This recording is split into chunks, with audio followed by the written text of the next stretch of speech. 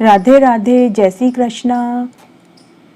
22 मार्च 2021 सोमवार से होला अष्टक लगने वाले हैं। होला अष्टक में कोई भी मांगलिक कार्य क्यों नहीं किए जाते हैं, वो मैं आज आपको इस वीडियो में बताऊंगी। होला अष्टक को क्यों शुभ नहीं माना जाता, क्यों होला अष्टक में शुभ कार्य करना वर्जित बताया गया है।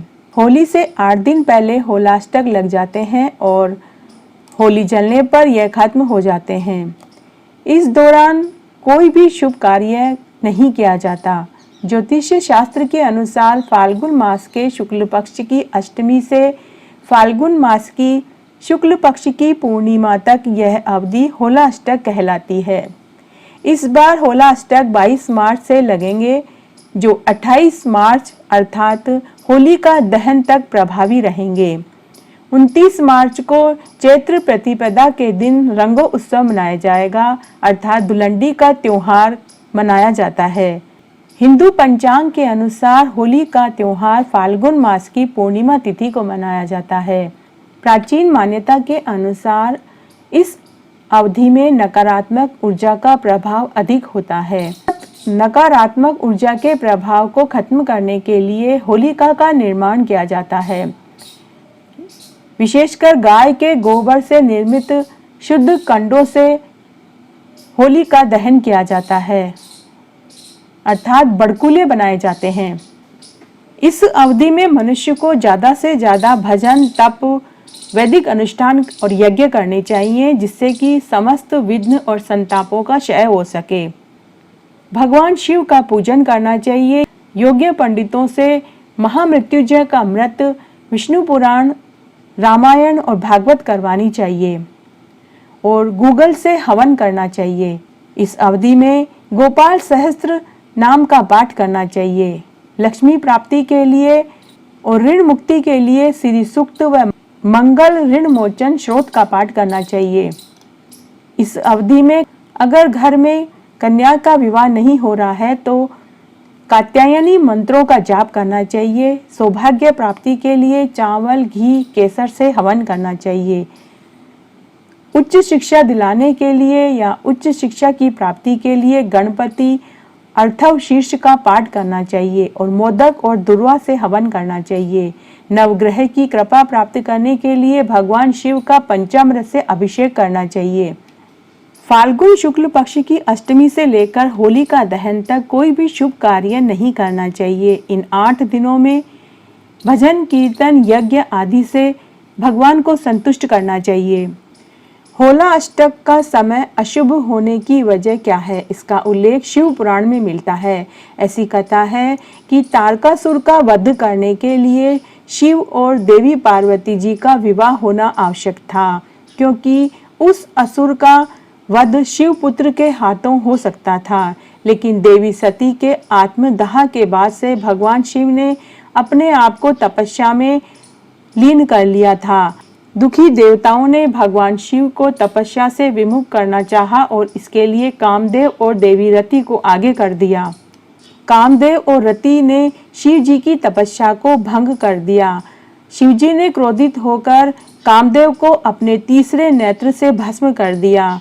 जिस दिन यह घटना हुई वह घटना फाल्गुन शुक्ल पक्ष की अष्टमी तिथि थी।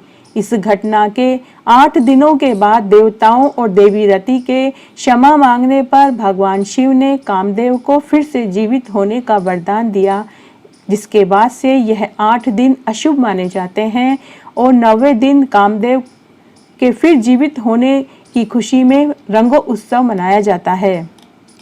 एक अन्य कथा के अनुसार होलिका ने जब हिरण्यकश्यप के कहने पर प्रहलाद को अग्नि में लेकर प्रवेश करने की बात स्वीकार कर ली, तो होला अष्टक के 8 दिनों में इसके लिए चिता की तैयारी की गई, जिससे यह समय अशुभ माना जाता है।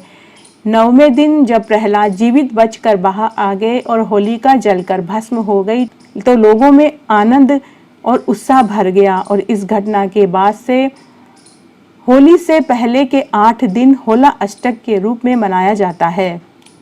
ज्योतिष दृष्टि से होला अष्टक अशुभ समय माना गया है। ऐसी मान्यता है कि होला अष्टक से पूर्णिमा तक ग्रहों की स्थिति अच्छी नहीं होती।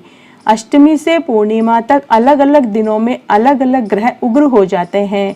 जैसे अष्टमी तिथि को चंद्रमा उग्र होता है, नवमी को सूर्य, दशमी तिथि को शनि, एकादशी को शुक्र, द्वादशी को गुरु, त्रयोदशी को बुध, चतुर्दशी को मंगल और पूर्णिमा को राहु ग्रह उग्र यानी प्रतिकूल स्थिति में होते हैं, जिससे आसुरी शक्तियां यानी नकारात्मक ऊर्जा का प्रभाव अधिक हो जाता है। इसीलिए इस 8 दिनों के अंदर शुभ कार्य करना अशुभ बताया गया है।